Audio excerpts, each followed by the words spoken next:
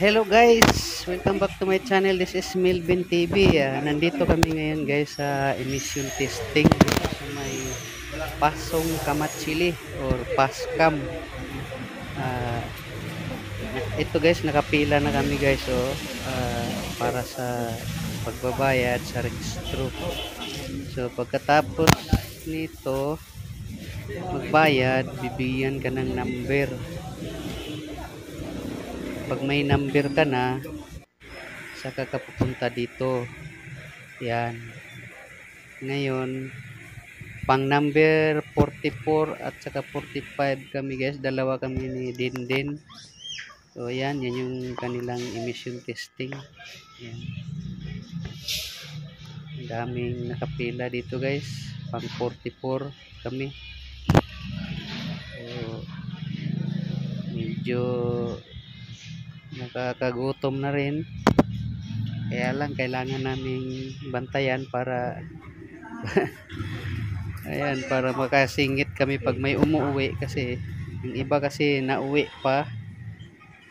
Yan. Tulad niya no. Nakasingit kami, nakasalang na yung sa akin kasi ano na siya. May umuwi. Ayan. Natapos na, pauwi na kami niyan, guys. Tapos din sa wakas. Pauwi na kami, oh.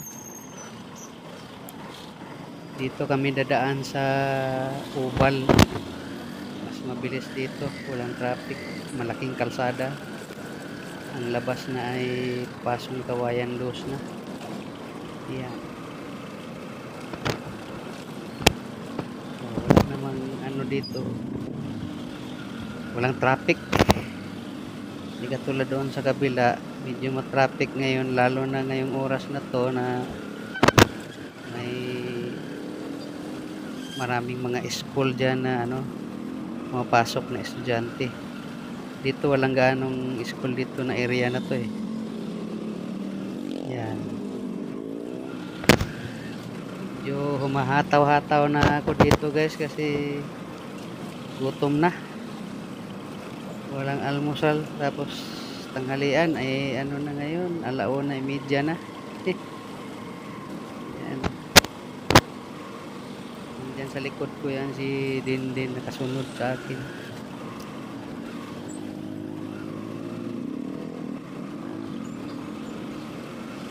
Haggard na mukha ng person eh. Haggard na mukha ng person.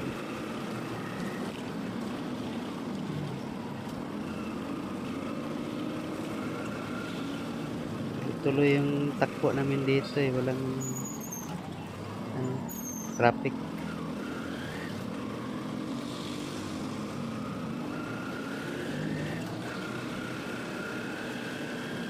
Ang ganda pa dito guys kay walang ditsi-buritsi guys. Tuloy-tuloy ang proseso. Yun nga lang, gusto mong maaga kang matapos, agahan mo pagpunta dito guys kasi sa tingin ko yung iba dito eh 4:00 pa pumipila na. Maaga sila yung mga nauna. Biruin mo kami 7 na mahigit, 7:00 na mahigit kami nagpunta galing sa bahay. So pagdating dito pang 44, number 44. So ibig sabihin meron talagang napakaaga. Kaya kung gusto mong maaga matapos, maaga ka rin pumunta dito guys. Babalikan nga lang ng 3 days. 3 up to 1 week yan. Ganun naman eh, kahit saang ano naman eh, ganun talaga.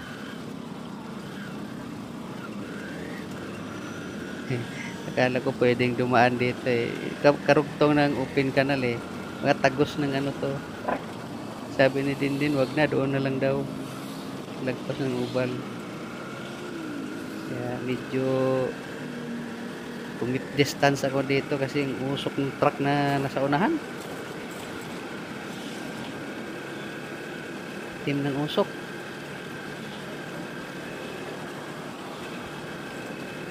Hindi ko na malaman kung nasaan na si Dindin kasi mataw na ako, gutom na talaga ako. Ano nga pala ngayon guys, September 16, September 16 ngayon, 2024, araw ng Lunes. O pareha naman kami ni Dindin na coding, kaya sabay na kami.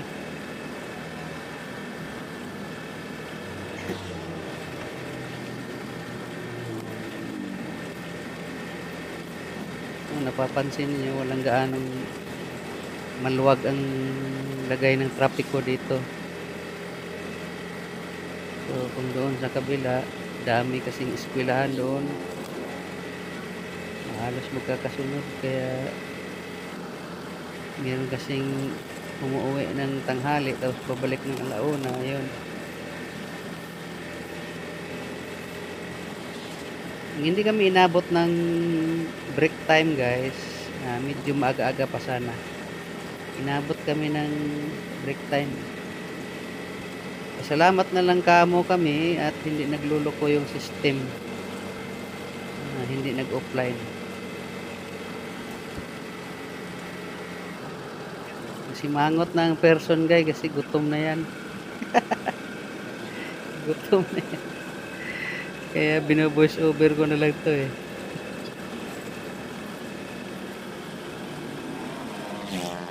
Parang may sinasabi pa yata oh.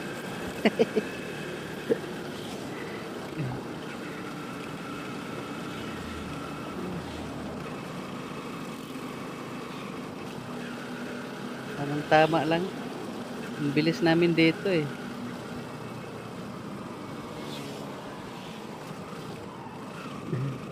Silip-silip ko sa side mirror si Dindin kung nasaan na.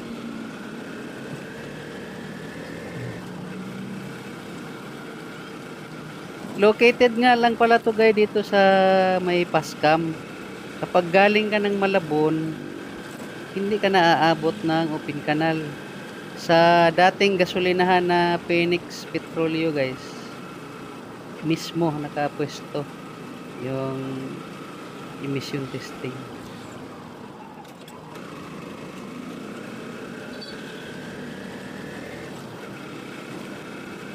Ayun, humataw na yung sa unahan.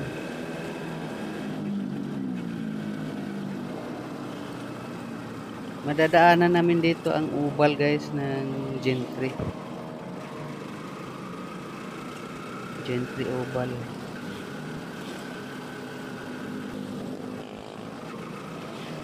Yan yung laging pinagdadausan tuwing may malaking event ang Gentry. Tulad ng may mga bumibisitang mga politiko, yan, dyan. Napakaluwag kasi dito guys sa ano na yan. Gentry Oval na yan. Kalawak.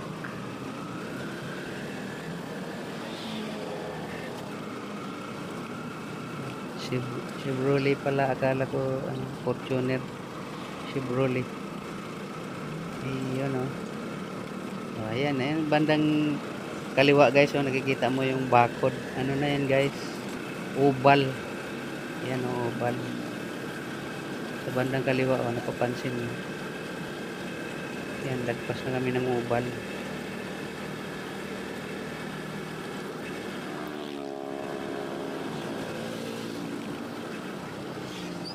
Time check nga pala is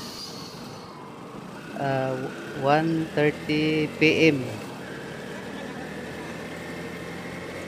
Ayun, liliko kakanan na kami dyan. Yan, napakalawak, lalong maaliwalas guys ang kalsada dito. Napakaluwag, halos walang nadaan na sasakyan. Bago kalsada ito kasi guys, bagong develop. Sa Gentry talaga guys, halos dami ng mga shortcut na ang lalapad pa ng kalsada hanggang dito. Magaling ang mga namumuno dito sa Gentry. Yan. Tapos nabalitaan ko mayroon na namang itinatayo na bagong SM, napakalaking SM daw dito, diyan sa ano, dito din sa Pascam. Lapit na 'yan matapos. Napakalawak daw niyan. Hindi ko pa kasi nakikita, eh. Pero search niyo sa Google, guys, meron 'yan. Search niyo sa Google.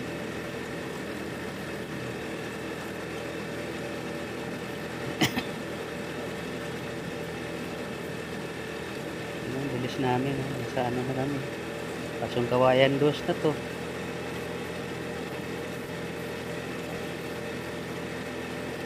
Lapad ng kalsada 'to, dati itong palayan, guys. Kalsada na. Balang araw, bawat gilid yan, magiging commercial na rin yan. Maraming building na rin yan. Wala na tayong magagawa sa realidad sa panahon ngayon, eh. Nagiging improve na tayo, eh. Kaya nagle-level up na talaga.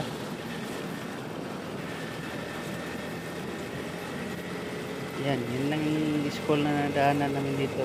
Pero malayo, hindi naman ano, malayo sa kalsada.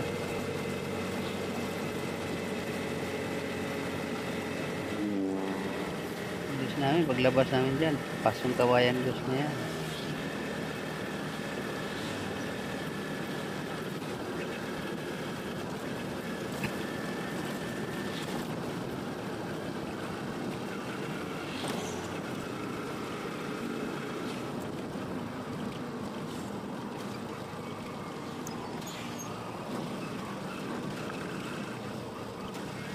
Wala pang gaanong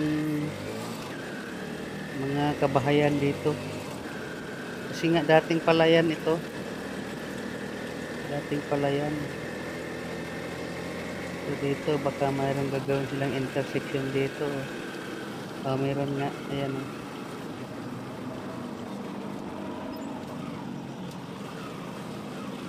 Napakalapad niya.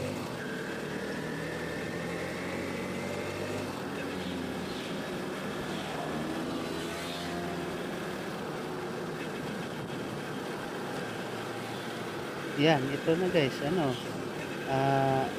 Manggahan Road na yan. Dito sa left side, papuntang Manggahan. Itong harap namin, eh, papuntang Malabon na ito. Ang bilis, di ba? Napakabilis.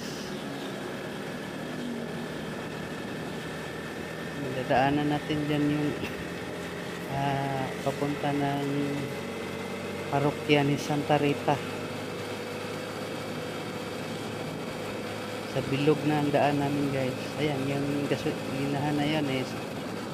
Sa likod nun, nandyan yung parokya ni Santa Rita.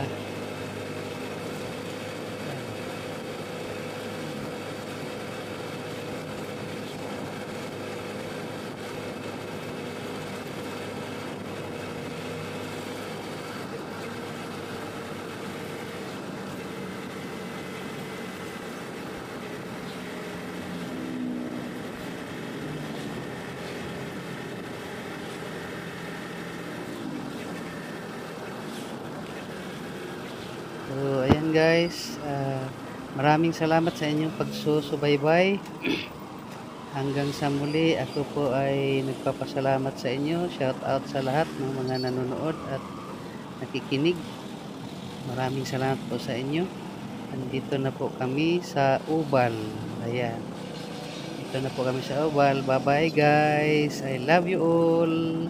Muamwa, chup-chup. Laging tandaan, mahirap ka man o mayaman, may pinag-aralan ka man o wala, bakla, tomboy, babae at lalaki, laging tandaan, business is the best. Bye-bye! Papunta na kami ng Malik